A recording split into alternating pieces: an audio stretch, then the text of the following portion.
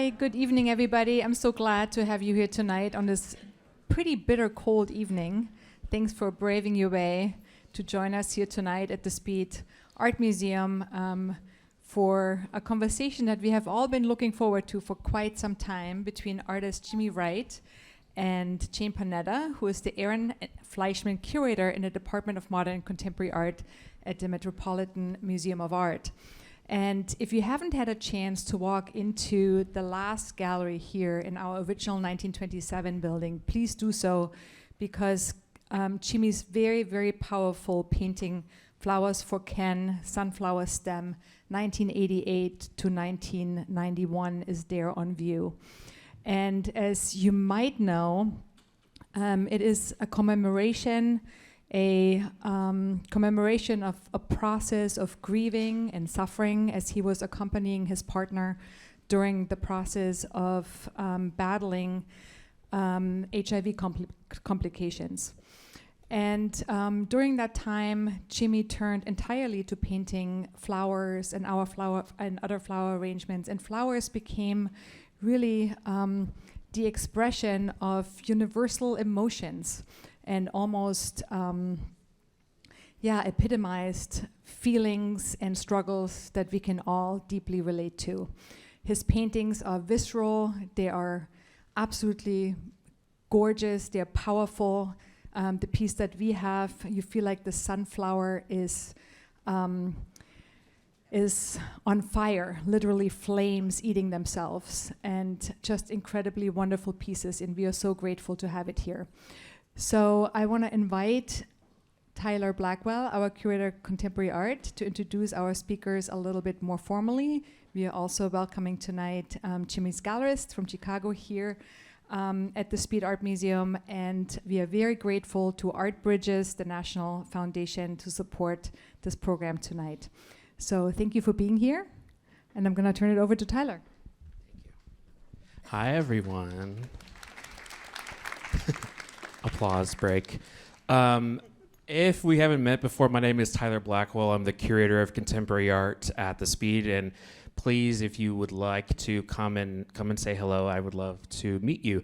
I'm really especially thrilled to welcome you all to this evening's talk, which is, as Raphael mentioned, made possible by a generous education grant from the Art Bridges Foundation. This evening, we welcome two esteemed guests from New York, one originally from Kentucky and one from New York. This program comes at a time when the Speed has been fortunate to install one of Felix Gonzalez-Torres' important candy spill installations, and it comes on the occasion of the recent acquisition, conservation, and installation of Jimmy Wright's important 1988 painting Flowers for Ken, Sunflower Stem, which Jimmy made during the 3 years he cared for his late partner, Ken Nuzzo, thank you, as he slowly became sicker with the HIV/AIDS virus. Jimmy, who grew up in rural Fulton, Kentucky, which is right on the border of Tennessee, something that I did not know, but you all probably know. I should say that's where you're from. Tonight, Jimmy will be in conversation with Jane Panetta, the current and recently appointed Fleischman Curator at the Met in the Department of Modern and Contemporary Art, as Raphaela mentioned. We are in for a treat as Jimmy and Jane will discuss Jimmy's life and work and his experiences living and working in New York City in the 1980s and 1990s amidst the HIV/AIDS crisis. Some quick additional introductions to further tell you about our illustrious guests. Jimmy Wright, born in 1944, has been a New York-based artist since 1974. His large Bowery studio is home to 5 decades of work, the most prominent of which is a series of billowing floral paintings and a drawing series that chart his engagement with the subculture of gay life in the Lower East Side before the HIV/AIDS epidemic. Jimmy's work is in the permanent collections of the Metropolitan Museum of Art, the Whitney Museum of American Art, the National Academy of Design Museum, the Art Institute of Chicago, the Carnegie Museum, Hamer Museum, and the Speed Art Museum. He attended Murray State University on a Regents Scholarship from 1963 to 64.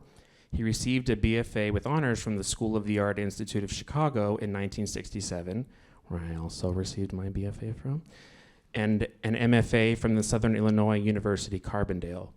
He's continued his involvement in arts education at the Oxbow School of Art, the School of the Art Institute, Southern Illinois University, and Murray State University. And excitingly, he received an honorary doctorate from Southern Illinois University this year. Jane was recently named the Fleischman Curator at the Met with special interests in American and European modern and contemporary art.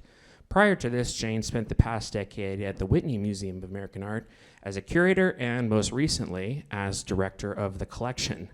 In addition to her extensive collection work at the Whitney, Panetta organized myriad solo and group exhibitions ranging from the 2019 Whitney Biennial to solo projects with artists like Njideka Akunyili Crosby, Jennifer Packer, and Rose Simpson, among many others. Panetta also worked at the Museum of Modern Art and has lectured, taught, and written widely on contemporary art and sculpture. And in particular, she is a member of the Madison Square Park's Public Art Consortium. Upcoming at the Met, Panetta will curate the 2025 Met Facade Commission with artist Jeffrey Gibson on work in Gallery 1, on view in Gallery 1. And she is currently working with the Modern and Contemporary Art Department team on the forthcoming Oscar L. Tang and H.M. Agnes Husang wing. New edition at the Met, which you all may have read about this week because it was just revealed. The first projects, the first designs for the new edition were in your local newspaper.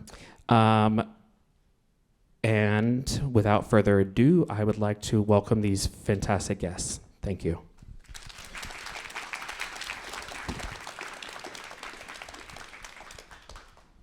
Thank you both so much for such a lovely welcome, and thank you all for being here. I'll just say I am so honored to get to do a talk with Jimmy, and you all are in for a big treat, so I'll just set us up that way. Maybe we'll go to the first slide. And just to tell you a little bit what we're going to do, when Jimmy and I were prepping for this, it became clear we could be sitting up here for 4.5 hours. We promise not to do that. But there's a lot to cover here. I think we want to allow Jimmy to have time to talk about his life and getting to New York, the different work he made in New York, and then kind of bring us up to the terrific work that's here at the Speed, the flower paintings, and also talk about other things he's done. He's been a wonderful activist and advocate for other artists. We're going to try to cover a lot of ground, but then leave time at the end for questions from all of you.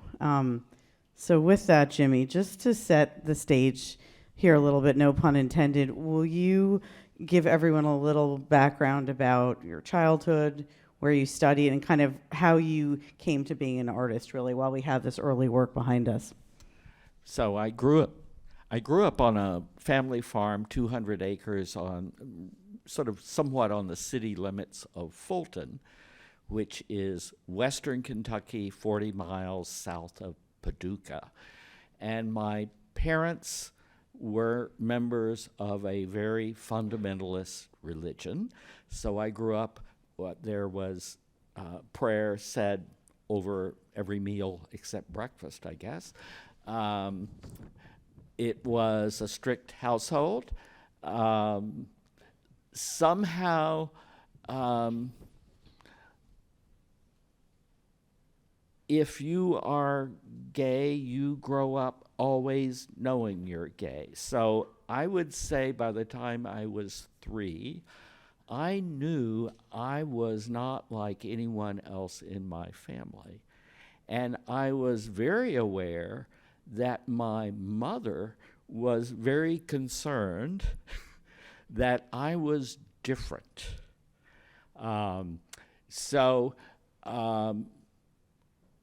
My family subscribed to something like 6 newspapers. So that's the Curry Journal, that's the Paducah Sun-Times, Sun Democrat, the Memphis paper, and then the local, two local papers. We also took Life magazine, and it was, so it's a very informed, community-oriented family. But the big big revelation for me was seeing in Life magazine that there was a life off the farm that looked incredibly wonderful. And I'm referring to seeing Matisse in the south of France and Picasso in his villa.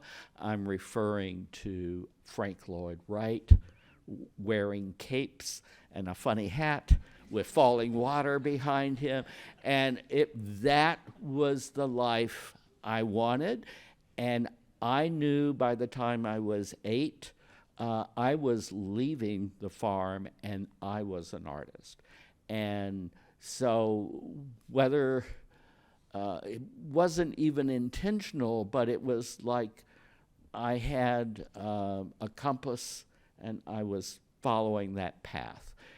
My parents, when I graduated from high school, I was enrolled and accepted in a Bible school in Memphis, in Nashville. And thanks to the state of Kentucky, the governor's school, if I'm saying it right, does a high school program in the summer, and students go to university and college campuses and stay for a week or stay for 2 weeks and study art. And I came from a school district that did not teach art, but I had put together a portfolio, and Clara Eagle was chair of Murray State, then Murray State College, had reviewed my portfolio in a country school along the Mississippi River, and encouraged me to apply for this governor's program, which I did. And I came home to the farm and said to my parents, I'm not going to the Bible school. I have a Regents scholarship to Murray State University. And I have the letter still. The Regents scholarship, I think, was $100. $100 off tuition, and maybe tuition was $200. But my father said nothing. His sister was a member of the first graduating class from Murray State. And so my mother was crying and hysterical because I was going to lose my soul. And of course, I felt I was following my soul. And that's the beginning. Okay. And then maybe will you tell us a little bit? First of all, I love hearing that you knew so early that you were both gay but also an artist, that you kind of had that awareness. This is an early work. This is a pre-New York work. Will you talk to us a little bit about this, maybe your interest in literature and then getting to Chicago? So again, I have to talk about Murray.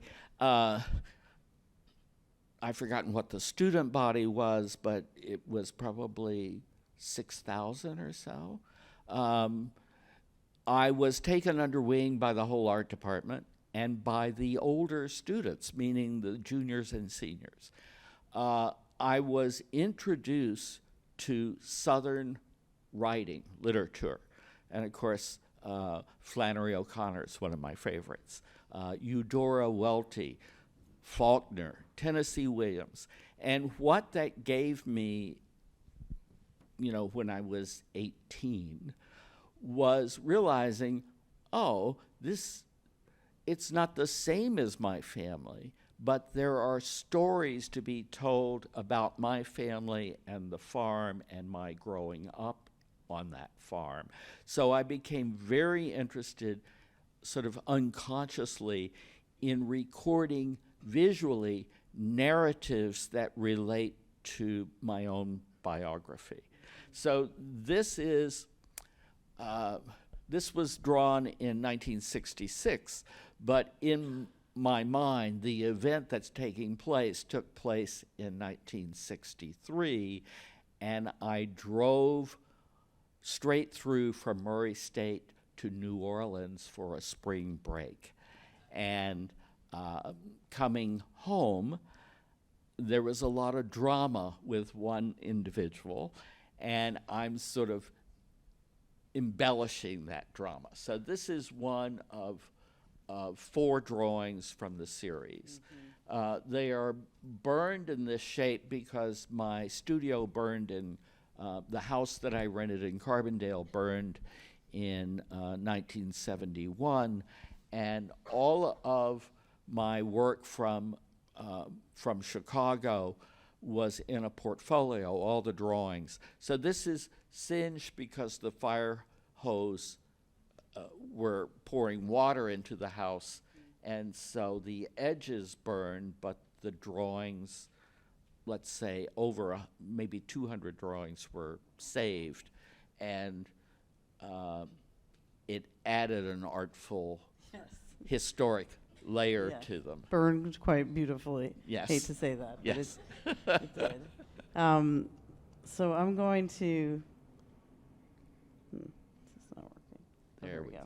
So before we start talking about New York, you arrived at New York in 1974. Will you talk a little bit about being in Chicago, kind of what plays out for you there, and then getting to New York? So in Chicago, and this relates to being a young gay man, I had a close friend who was a very talented artist who was murdered. And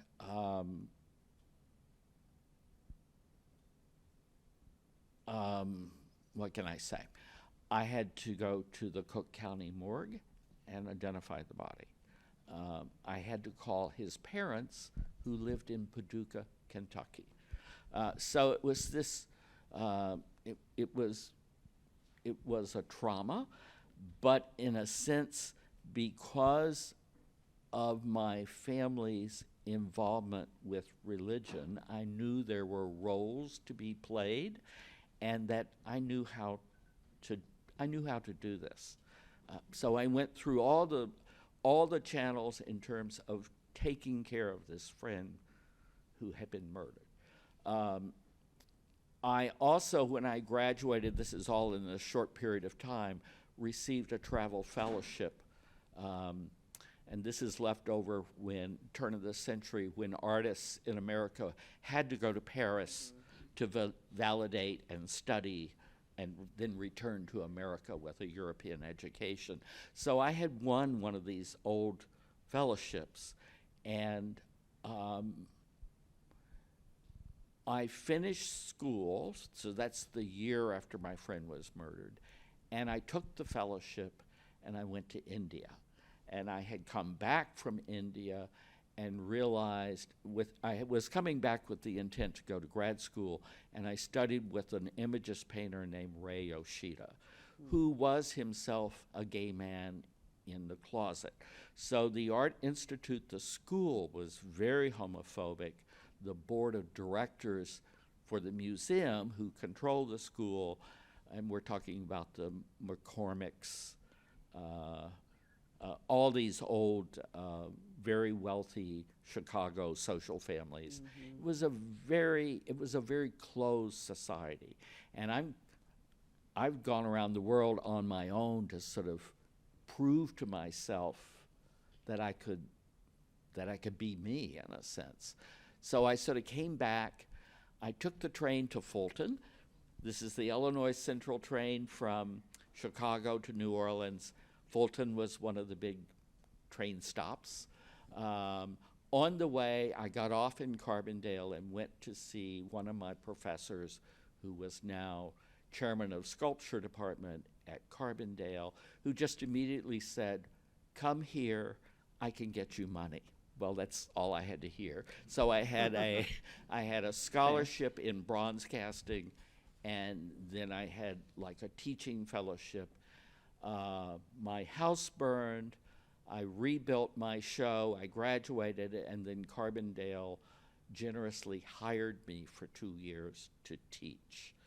And at the end of those 2 years, I was hired in upstate New York in Cooperstown at a private school, Hartwick College, and I taught there for 2 semesters, an academic an academic year, and on my own decided I'm moving to New York, and that in New York I could be myself. By then I was very aware of the gay community. I had helped start the first gay lib organization on campus at Southern Illinois University, and now all these years later we find out it's one of the second oldest university organizations for gay people. So I moved to Chicago. I moved to New York.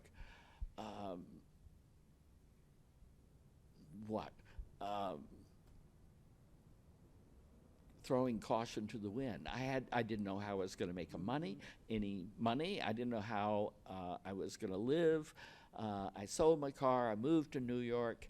I found an apartment where, again, it was someone I had known from Carbondale, and so I at least had familiar neighbors, and within 2 weeks I had a job on an independent film doing props and costumes with absolutely no experience whatsoever.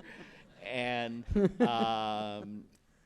New York in 1973-74 was on the brink of bankruptcy.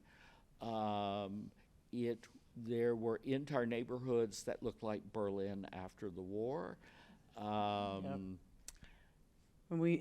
So I love this idea that you get there and one of the first things you do is you make paintings of the city itself. So I get there, I'm in a 3-bedroom apartment, and the living room became my painting studio. So this is acrylic on canvas, and it's sort of like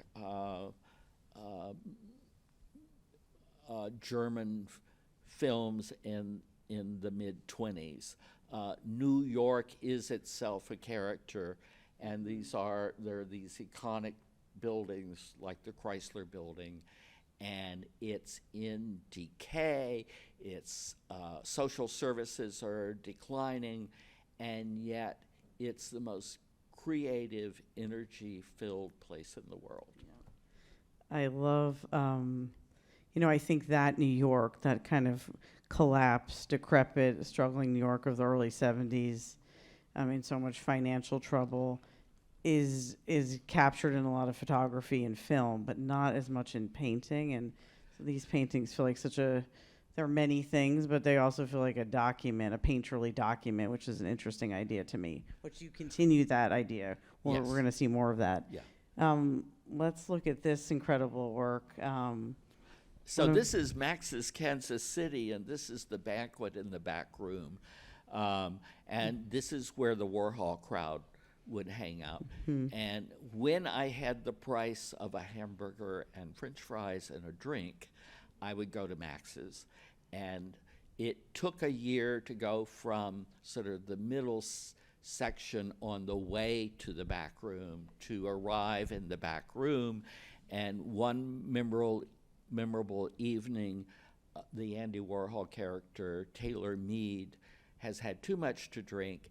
He's leaving his table and he falls to the floor. And right in front of me, pulls himself up with, holding onto the table, and announces to the room, "I'm going to sue them for every penny I owe them." It's a great line.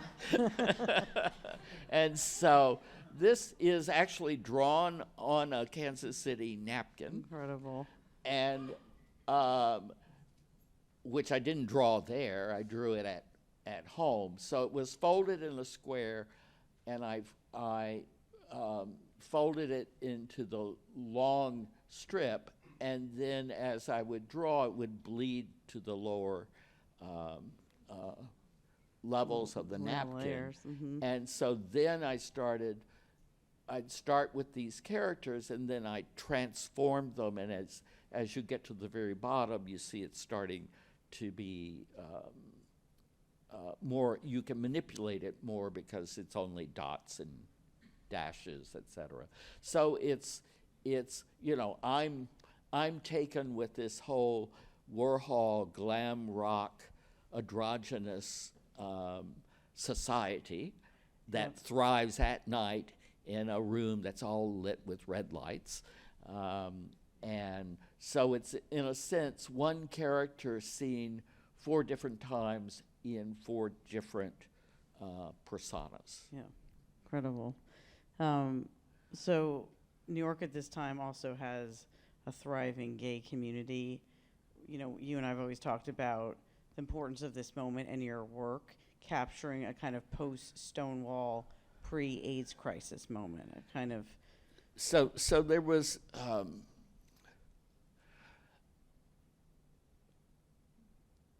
there was a visibility that had never been seen in American society before. Mm-hmm. And within this visibility, gay men in particular had a language that was invisible, though it's being spoken visually in society. You're communicating with someone across the room, and the rest of the room does not see this, does not hear it, does not understand it. So this is a public tea room. The young hustler or the young handsome man is standing in the corner waiting to meet someone. And so I've erased his face because he's anonymous. And looking through the louvers of the door is the man who's going to connect with this young man. And this is exactly what the 70s looked like. A thick mustache, the tailored hat, the suit, the tie, and then the jeans and the t-shirt. And so there are about 80 drawings in this series, and there are different scenes from clubs named like the Anvil, the Loft. These are mixed drink bars, and they are sexual hookup places. Then some are drawings of very dark landscapes which represent parks. So it's a whole, you've seen the city as a character, and now you're seeing in the bowels of the city, my community living this very open, clandestine life. Yeah, it's like the lens starts very far out and then kind of zooms in in a wonderful way in a short period of time. Right. There's a great quote I always think about from you about this like nocturnal life, let's say, of the bathhouses, the clubs, the club scene, particularly in the meatpacking district. You said it was too richly visual not to record it.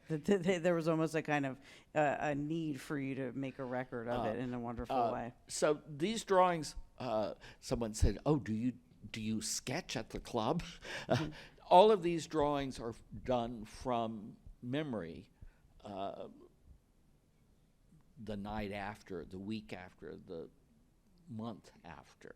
So it's like, because I had this very intensive sort of traditional drawing background, I have a skill set, and because I had been introduced to Italian filmmaking when I was in Chicago, Antonioni's films, Fellini's films, and because I had worked on a film, I was very interested in using a kind of visual narrative that reflects a kind of realism, but it's not tied to realism. Yes. This has a film still quality to it for sure. Yes.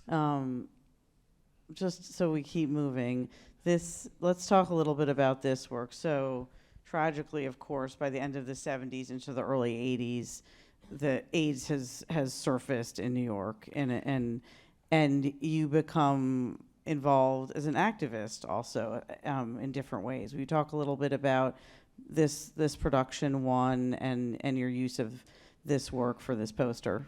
So the drawing is from the same series of the previous drawings. The drawing is from 1975, and the play one is the first produced and written play with the subject of HIV. And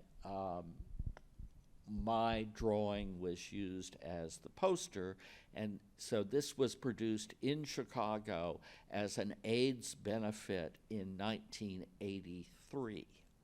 So in 1983, I live off the Bowery in a 3-story 1890 stable that my partner and I bought in 1980.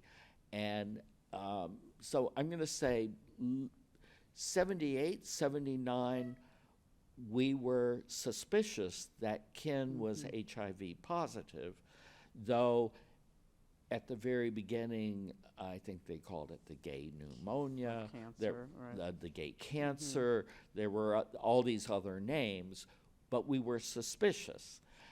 You could not just go get an HIV test, and then when they developed the test, you couldn't go get the test because your insurance carrier could cancel your policy. So it was a waiting game, and Ken was diagnosed by the dermatologist with a KS lesion, and that means full-blown AIDS.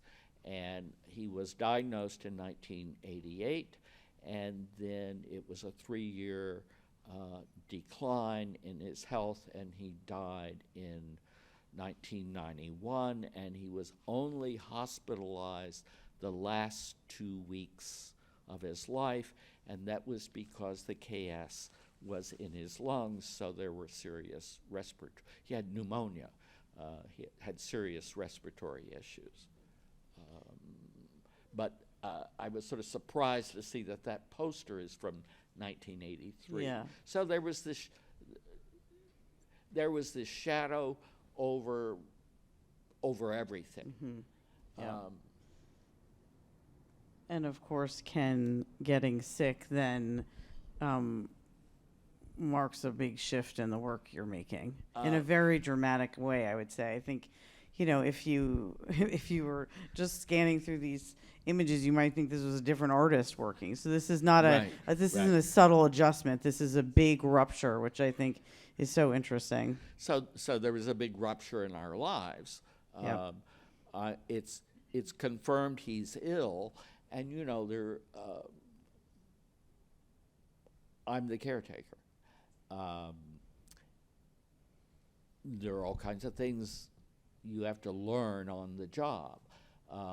You don't want an opportunistic infection, so I had to learn how to run a kitchen. I had to learn how to cook. I had to learn how to run a kitchen where there was absolutely no contamination of any kind. We had 2 cats. I had to learn how to deal with having pets so that there was no cross-contamination of any kind. And then suddenly our entire social life was built around the community that was HIV positive. And everything in our lives started, it was about treatment programs,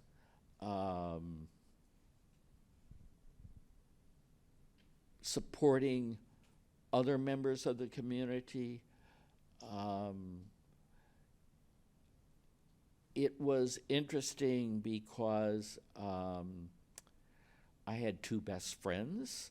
One was Arch Conley, an artist. One was Philip Knorr, an art sensitive. He became an interior decorator. Both were sick the same time Ken was.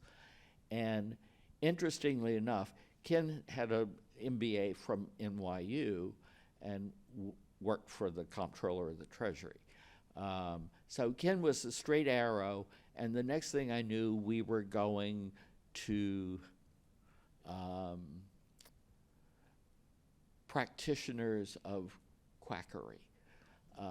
And I knew it was quackery, but my intent was anything that gives him hope will do. The psychological aspect is too important, and at the same time we were working with traditional medicine, but there were no solid treatment plans. Yeah.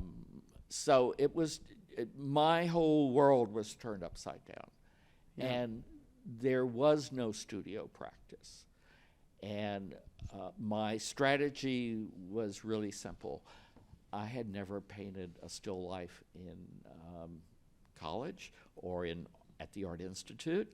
I'll set up a still life. They're called a still life for a reason. It sits there and it doesn't move.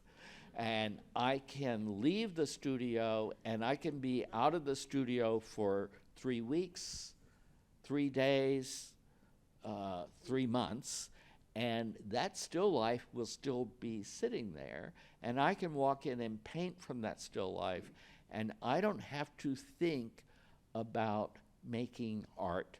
All I have to do is observe and paint, and sort of in some small way preserve myself, because this was such an overwhelming time. And serendipity, I had bought a large sunflower that was sold in the farmer's market that went from full bloom to full seed, and I had set it up as a still life. I made a little proscenium stage and lit it above, and so it had a kind of presence in the studio, and there was no extra money for canvas. So living on the Bowery, which was all lofts, and this was in transition in the 70s, light manufacturing left New York City, and those lofts were empty, and artists moved in. I see a huge dumpster on the Bowery. Sticking out of the dumpster are large, unfinished canvases or blank canvases, and I started one by one carrying them to my studio. So this is a 6 by 6 foot painting, and the companion painting is the front of the sunflower and seeds, and it's also 6 by 6. So again, it was a strategy on my part. I'm going to repurpose this out of economic reasons, but I'm painting a still life. Who paints a 6 by 6 still life? This will make me feel I'm not making a student art painting. I just want to underline, I love this idea so much. You're taking care of Ken. That is surely all-consuming, emotionally, psychologically, but you're like, I have to kind of protect my identity as artist. So the kind of deliberateness with which you think let me try segueing over to the still life, this idea I love so much that it will wait for me in the studio. I can kind of dip in and out of it. I don't have to kind of start anew every time I would, not in the studio, but with making work that would be kind of there for you. I think that's an incredible, it ended up being so creatively generative, but you kind of took this practical approach to how can I make sure I keep this going for myself. And in having completed the work, and now with the passage of time, it's, for me, one of the more fascinating aspects of this work and the companion work is that oil paint is inert. And somehow that inert substance communicates emotion. Yep. You can see that in the galleries if you haven't seen the painting already. we have a couple of these examples. So this was the companion piece. Yep. So these two paintings were actually painted simultaneously through the 3-year period of Ken's illness. Yeah. So they sort of dominated the studio. Yeah. And I wanted to include this one because it's only 24 inches by 24 inches. And it was painted after Ken had died. And since we're in Kentucky, and I grew up on this little farm in a farm community with a country church with a community cemetery, every day on Memorial Day was the only time of the year that I saw my father and mother buy cut flowers. Yeah. The only time. And we made baskets of flowers for the Palestine cemetery. And my father was part of the community crew that was the day they did, or the week they did the cleanup of the cemetery. And if there were flowers left over, they went in mason jars or whatever container, and other graves in the cemetery got flowers. And it may be a grave that was 100 years old, but flowers went throughout the Palestine cemetery. Yeah. And I just remember as a kid seeing all these flowers in the house, primarily gladiolas. I mean, I knew, oh, that costs $3. That was not money my father would ever spend, but it was spent on Memorial Day. And so the two baskets that went on the family graves were willow baskets. They weren't this shape, they were more for flowers. So in my mind, all of these flower arrangements, whether in a jar or in a basket, are memento mori. Yeah. We're showing this range of these flower works, I think, to make the point, one, that it sustained you for a long time. I mean, it Yes. started at a kind of urgent moment as a way to move forward, but then it became really this strategy for you, this kind of vehicle to think formally, to think about scale differently. You made a number of beautiful, I mean, you also made many, many works in pastel, so it really became this generative place for you to experiment in this incredible way. I also want to take a minute, though, to highlight, I always think about one of the first times I visited Jimmy in about 2016. I came to talk about your work, and I was interested in working on acquisitions for the Whitney. You spent maybe half the time talking about your work, and then half of the time talking about a different artist's work, which always struck me. That is often not the case with an artist studio visit. I'll just footnote that. And you were very committed in that first or second meeting to making sure I knew who Arch Connolly was, and eventually you helped me with gifts to the Whitney of Arch's work. Talk to us a little bit about who Arch was and the kind of importance of you being an advocate for his legacy, let's say.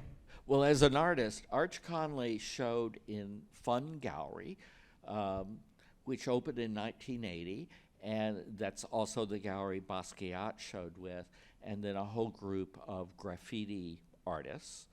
So it was an outlier gallery. It was one of the first galleries on the Lower East Side that became part of the Lower East Side scene, Gracie Mansion, PPOW. It's a whole group of artists showing in storefront galleries in the midst of, like I said earlier, what looked like a European city that had been bombed out. So it's a Lower East Side alphabet city.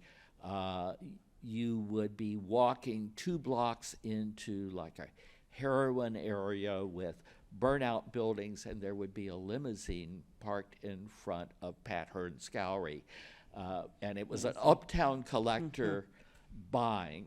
Arch Conley I met at Southern Illinois. He was an undergraduate. I was a new graduate student. He worked primarily in ceramics at that point, and I started making ceramic sculpture, and he was one of the people that generously fired those pieces for me. So we became very good friends, and then the first year I taught, he took a drawing seminar with me, and when he graduated, he left for San Francisco. So when I moved to Chicago in '74, I'm still getting almost weekly objects in the mail from Arch Conley in San Francisco, who knows the Coquettes, the underground star Mink Stole. I mean, there's a whole vibrant Haight-Ashbury gay community in California. So the friendship continued by mail art. He moved to New York in '79. 1980 had the first show at Fun Gallery. I tried to buy a table, but Fred Mueller, who was one of the partners in Pace Gallery, bought the table I wanted. Sorry about that. So I ended up with birthday gifts, a whole collection of ephemera, and I'm going to say at least 6 or 8 pieces, which are as good as this one.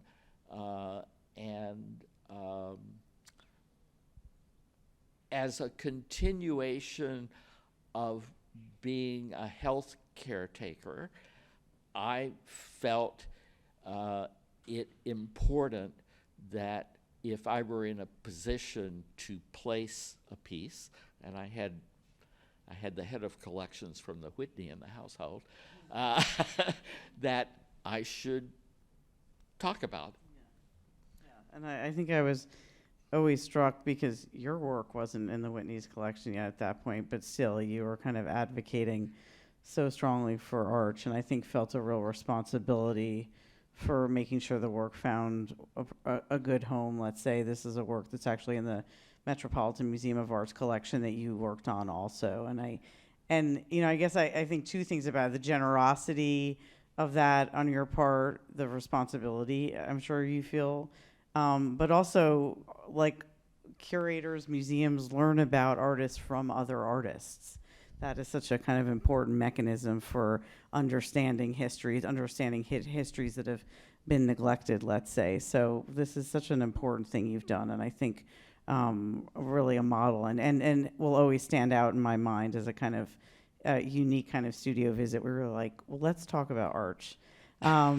Before we turn to questions, if the audience has them, first of all, it's so incredible that this work was acquired here by the Speed and then pretty quickly put on view and conserved, as I understand it, which is really wonderful. And it's in this terrific room nearby that hopefully many of you have gotten to see or can see after this.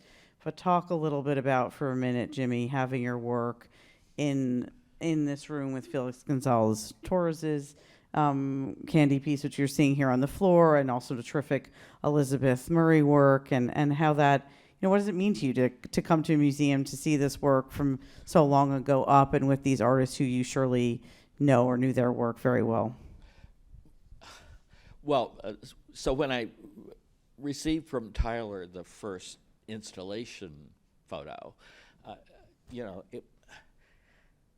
it's a very emotional response for me. Felix's work is very familiar to any New Yorker. The light piece was installed at the Whitney. Several of the candy pieces have been installed at the Whitney. I did not know Felix personally, but I knew of Felix. And his work, the content of the work, again, it feels abstract, but it's incredibly emotional. and it relates to my own experience. I talked a little bit about the physicality of my painting, the scale of it, the surface of it. It has an assertiveness that only works with other works that can speak in as strong a voice. So I had seen, since I moved to New York in 1973, all of Elizabeth Murray's exhibitions at Paula Cooper Gallery. And then she also was a graduate of the Art Institute of Chicago, and I had that connection. And I also know her husband, Bob Holman, the poet. So it's like, and then she died very tragically young, as a younger person, from cancer. Mm-hmm. So it means a lot. Yeah, it's a really beautiful and thoughtful installation. Congrats to Tyler. Jimmy, thank you for all of that and for walking us through your life and all of the kind of amazing moments, ruptures, pivots, let's say. Can we take a few questions? Sure. Yeah, okay. With that, does anyone have any questions in the audience for Jimmy? And I think there's a microphone, if you do. Yep.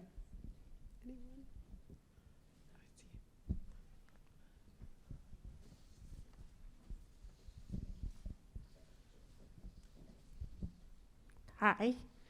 So you talked about how like you, upon seeing the installation, obviously had a very like valid emotional response. But I was curious as to like hearing you talk about your life and these works that came from like a very long process of grief. Like, what is it like to consistently be processing it in front of people like this? Like, how does it affect how you think about the work and how you think about what you've gone through? Well, now we go back to my Kentucky roots. We went to church 3 times a week. And you know, boys are taught from very young to play a role in society that's very different from girls. So from first time in church, boys are starting to be taught how to be members of a community in a leadership kind of way. So I've done paintings of the song leader because they always had the nicest suit in church. So I'm very comfortable talking, and I think it comes from having to lead my first prayer in church. I was told the first time I walked, it was at a party for my parents' Sunday school class, and I got up in front of 30 people and walked across the room. So,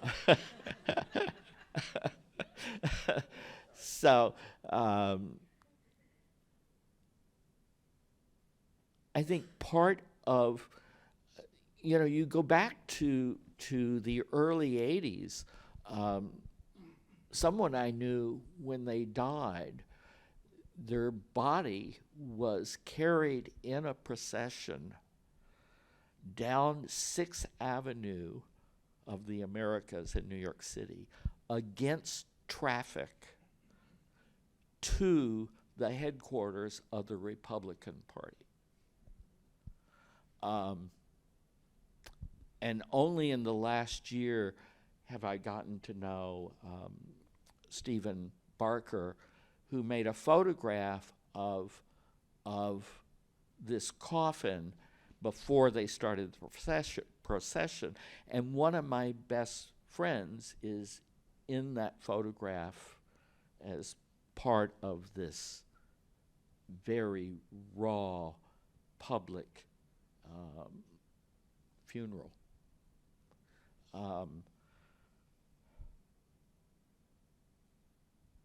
And you know, these emotions are are part of every life experience. We all die, we all experience death.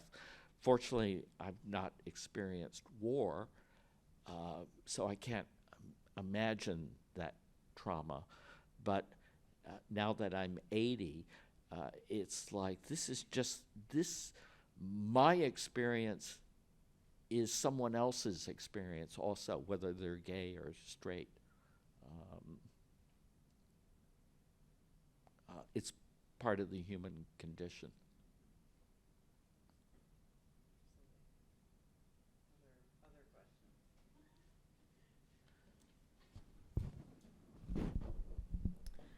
I have two questions, so maybe just pick which one you'd like to respond to. I'm curious why India, and maybe what your experience or takeaways were there.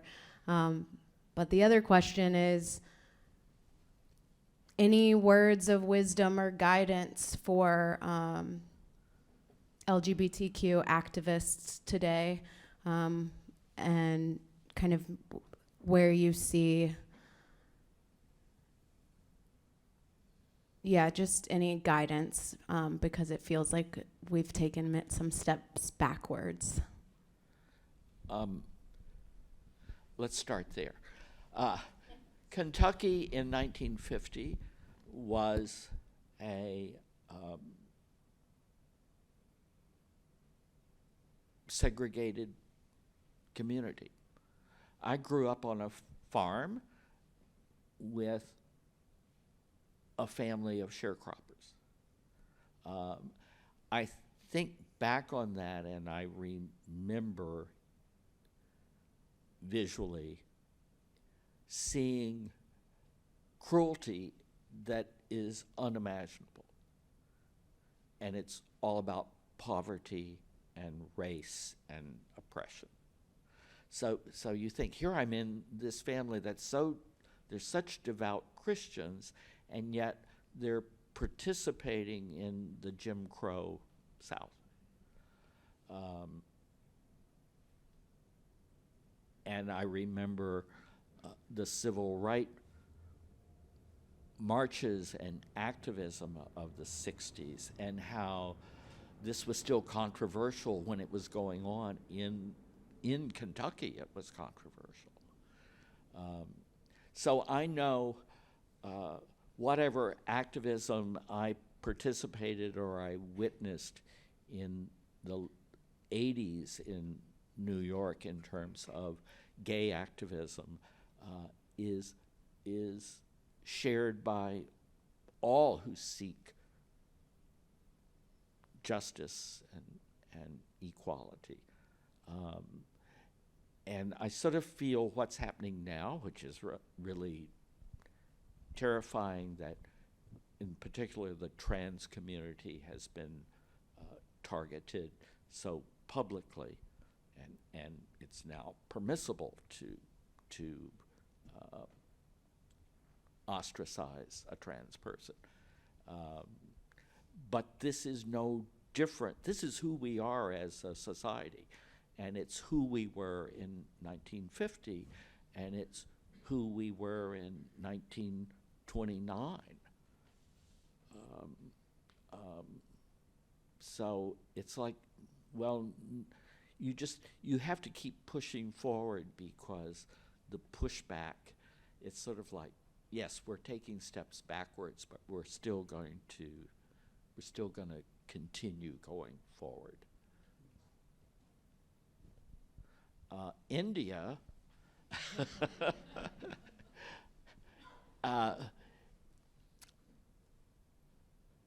in the collection of the Art Institute of Chicago, you saw the drawing of the two men, the silent communication of cruising. I'm a student, I'm like a junior in the art school, and I'm in the museum looking at art, and who catches my eye but a beautiful young German, and he ends up staying with me for 2 weeks. He was a German backpacker on his trip around the world, and essentially in those 2 weeks, I learned how to backpack around the world. And Reiner had been to India, and I learned there was an overland route. I sort of learned all the particulars. And then I won a fellowship and experienced this horrible trauma, and it was like, I'm leaving. I need to prove to myself that I can be myself. And I had this information, and I loved Indian art, so that's what I did. I went overland from London to Calcutta. And of course, I went through a part of the world now that's all war. You can't see those countries. And in fact, I saw cultures like in Afghanistan that have been destroyed by religious conservatives. So it was a sort of window in a time now, again, that doesn't exist. But it was another gay man communicating, I did this, you can do it. And I did.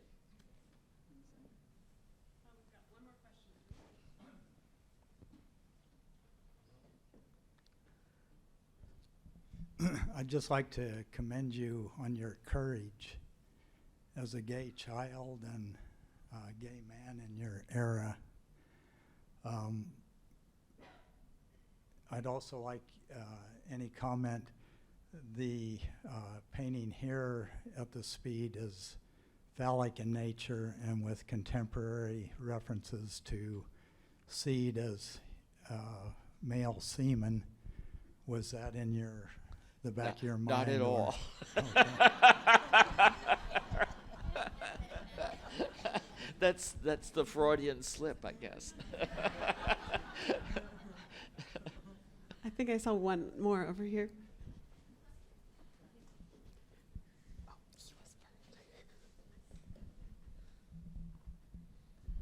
Are you currently working? Have you pivoted again, or are you still working on flowers? I've pivoted but I'm using a similar strategy. I've actually started drawing from a model. And I've been using pastel, and I'm very adept at pastel, so I started limiting only the softest brands that I own, and I describe it as like drawing with sugar. Jimmy is being modest. He's a really celebrated pastel artist. If you can believe it, there's like yet another chapter to all this, which we had to gloss over, but that is a very significant and important piece of all of your output. And I'm sorry that we didn't get to talk about it more. Well, thank you very much, everyone. And thank you to Jimmy. Thank you, Jimmy, so much. Thank you. And to Jane. It's a very special moment for us here at the Speed, and I'm glad you all were here to witness it, and profoundly thank you. Profoundly. I just want to say I've come full circle because my father would drive his truck to the Four Corner gas station, and we would be picked up by my mother in the car, driven home, and we'd see Daddy's truck. And we knew he was sitting at the warm morning stove with 3 or 4 other farmers, and he was the one doing all the talking. So I am just like my father. Thank you. Thank you all.